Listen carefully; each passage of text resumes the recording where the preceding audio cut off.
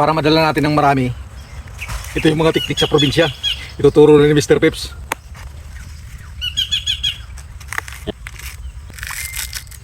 Ganon din uli yung isa.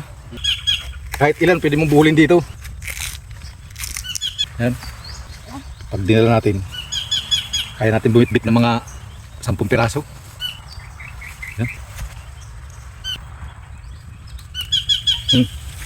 Diba?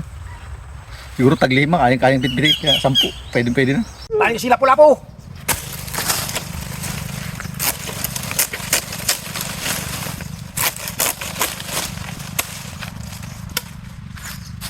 Tutugin na natin to.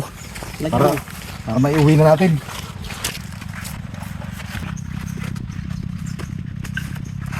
Opya! Ay, mabigat din oh. Bigat talaga.